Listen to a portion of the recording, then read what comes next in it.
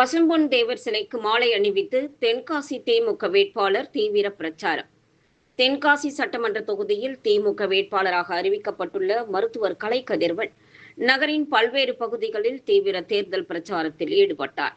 இதன் ஒரு பகுதியாக தென்காசி நகர மலையான் தெரு பகுதியில் அமைந்துள்ள பசும்பொன் முத்துராமலிங்க தேவர் சிலைக்கு மாலை அணிவித்து மரியாதை செலுத்திய அவர் பின்னர் பொதுமக்களை சந்தித்து வாக்கு சேகரித்தார்.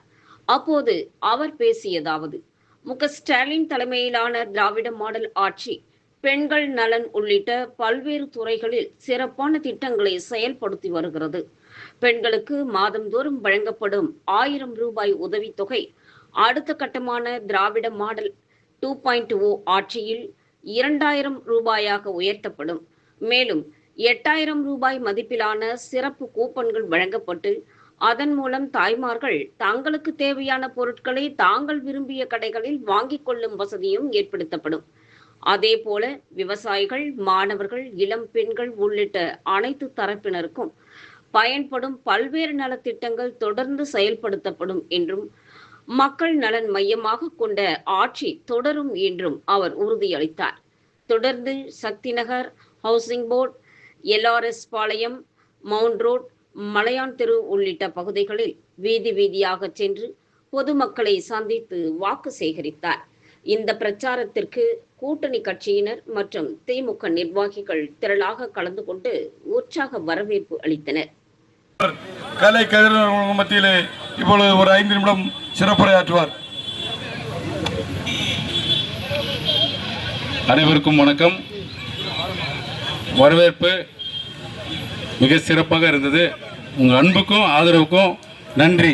என்றைக்குமே உங்கள் அன்புக்கு நிறைய கடமைப்பட்டிருக்கேன். ஒவ்வொன்றா செய்யணும். தெரியுண்ணா தெரியும். அண்ணன் வந்து மலையான் தெரு அப்படின்னு சொல்கிறாப்புல.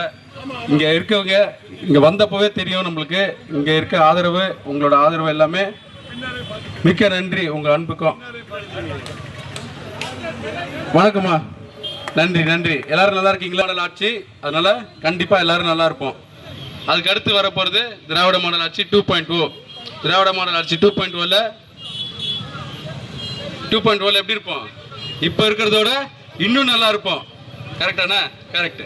ஸோ அதனால் நீங்கள் எல்லாரும் என்ன பண்ண வேண்டும்? உதயசூரியனுக்கு வாக்களிக்கணும். ஏன் உதயசூரியனுக்கு வாக்களிக்க வேண்டியது இருக்கும்? ஏன் உதயசூரியனுக்கு வாக்களிக்கணும் அப்படின்னா, திராவிட மாடல் ஆட்சி தான் மக்களுக்கான ஆட்சி. மக்கள் எல்லாருக்கும் எல்லாருமே அவங்க குடும்பத்தில் யாராவது ஒருத்தர் இந்த திராவிட மாடல் ஆட்சினால ஒரு பயன் அடைஞ்சிருப்பீங்க. இதே மாதிரி தான் திராவிட மாடல் ஆட்சி 2.0 இருக்குது. அதில் வந்து இப்போ இருக்கிறதோட ரெட்டிப்பாக நன்மைகள் கிடைக்க போகுது. அதுக்கு உதாரணமாக மகளிர் உரிமை தொகை இப்போ 1000 ரூபாய் வாங்குறீங்களா? சில பேருக்கு விடுபட்டிருக்கு அப்படின்னு சொல்கிறீங்க. விடுபட்டவங்களுக்கும் மே மாதத்துலேருந்து வழங்கப்பட்டுடும். 1000 ரூபாய் வாங்குகிற மகளிர் உரிமை தொகை அடுத்த மாதத்துலேருந்து 2000 ரூபாய் வரப்போகுது. புதுமை பெண் திட்டம், இது மாதிரி எண்ணற்ற திட்டங்கள்லாம் வந்து முன்னாடி இருந்ததோட இப்போ டபுள் மடங்காக உங்களுக்கு நன்மையை கொடுக்க போகுது. சரிங்களா? இன்னொரு மகத்தான திட்டம் ஒன்று இருக்குது. 8000 ரூபாய்க்கு இல்லத்தரசி திட்டம்னு சொல்லி 8000 ரூபாய்க்கு கூப்பன் தராங்க. அந்த கூப்பன் வச்சு உங்களுக்கு வீட்டில் என்ன பொருள் உங்களுக்கு தேவைப்படுமோ, சில பேர் வீட்டில் ஃப்ரிட்ஜ் இருக்கும், வாஷிங் மிஷின் வாங்க வேண்டியது இருக்கும். சில பேர் வீட்டில் வாஷிங் மிஷின் இருக்கும், இல்லை ஃப்ரிட்ஜு பழசாக இருக்கும், அதை வாங்கணும்னு இருப்பீங்க. அதுமாரி உங்களுக்கு என்ன பொருள் தேவையோ அதை நீங்கள் உங்களுக்கு பிடிச்ச கடையிலே போய் வாங்கிக்கலாம். பிடிச்ச பிராண்ட்லேயும் வாங்கிக்கலாம். இந்த பிராண்டு இதுதான் வாங்கணும்லாம் கிடையாது. உங்களுக்கு பிடிச்ச பிராண்ட்லேயே வாங்கிக்கலாம். இதுமாதிரி எண்ணற்ற திட்டங்கள் இருக்குது. அதே மாதிரி தென்காசி நகரத்தை பொறுத்த வரைக்கும் நிறைய வளர்ச்சிகள் அடைஞ்சாச்சு. குடிநீர் பிரச்சனைகளும் ஓரளவுக்கு அந்த 69 கோடி ரூபாய் வந்து ஒதுக்கி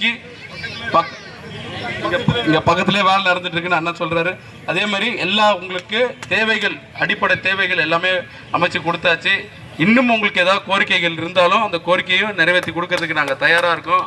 ஆனால் எங்களுக்கு ஒரே ஒரு கோரிக்கை மட்டும்தான் இருக்குது. எல்லாம் சேர்ந்து இவ்வளோ பேர் இருக்கீங்க இங்கே, நீங்கள் எல்லாம் சேர்ந்து அந்த ஒரே ஒரு கோரிக்கையை மட்டும் நிறைவேற்றி கொடுத்துட்டிங்கன்னா உங்கள் கோரிக்கை என்னவா இருந்தாலும் அந்த கோரிக்கையை நிறைவேற்றி கொடுத்துருவோம். என் கோரிக்கை என்ன இருக்குன்னு தெரியுமா உங்களுக்கு? நன்றி. எங்களோட கோரிக்கை வந்து ஒன்று தாம்மா. 23ஆம் தேதி தேர்தல் வருது. தேர்தல் வரும்போது நீங்கள் எதுவுமே யோசிக்க வேணாம். உங்கள் கண்ணை மூடினா உங்கள் கண்ணு முன்னாடி வந்து கழக தலைவர் தான் வருவார். ஏன்னா மகளிருக்கும் அவ்வளோ திட்டங்கள் கொடுத்துருக்காரு, விவசாயத்துக்கு அவ்வளோ திட்டம் கொடுத்துருக்காரு, கிராமப்புற வளர்ச்சிக்கும் அவ்வளோ திட்டம் கொடுத்துருக்காரு. எண்ணற்ற திட்டம் கொடுத்தனால நீங்கள் சிந்திச்சாலே உங்களுக்கு வந்து கழக தலைவர் அவர் தான் வருவாங்க. நீங்கள் செய்ய வேண்டியது ஒன்றே ஒன்று தான். 23ஆம் தேதி காலையில் எழுந்திரிச்சோடனே நேராக வாக்குச்சாவடிக்கு போகிறீங்க. உதயசூரியன் சின்னத்தை போய் ஒரு பட்டனை அழுத்திட்டு நீங்கள் பாட்டுக்கு வீட்டுக்கு வந்து நிம்மதியாக இருக்கீங்க. அது அந்த ஒரு வேலையை நீங்கள் செய்யுங்க. அதுக்கு அடுத்த 5 ஆண்டு காலம் நீங்கள் நிம்மதியாக இருக்கிறதுக்கு நான் பொறுப்பு. உங்கள் இல்லம் தேடி வருவாங்க. உங்களோட கோரிக்கை என்ன, உங்கள் தேவை என்னன்னு கேட்கறதுக்கு உங்கள் இல்லம் தேடி வருவாங்க. உங்கள் கோரிக்கையெல்லாம் நிறைவேற்றி தரப்படும். நீங்கள் வந்து என்னோட கோரிக்கையை நிறைவேற்றிட்டா உங்கள் கோரிக்கையெல்லாம் நான் நிறைவேற்றிடுவேன். நிறைவேற்றிடுவீங்களா? நிறைவேற்றிடுவீங்களா? கண்டிப்பாக நிறைவேற்றிடணும். சரிங்களா? நீங்கள் கொடுத்த வாக்கும் மாற மாட்டீங்கன்னு எனக்கு நம்பிக்கை இருக்கு. அதே மாதிரி நான் கொடுத்த வாக்கும் மாற மாட்டேன். சரிங்களா? நீங்க எல்லாம் என்ன பண்ண போறீங்க? யாருக்கு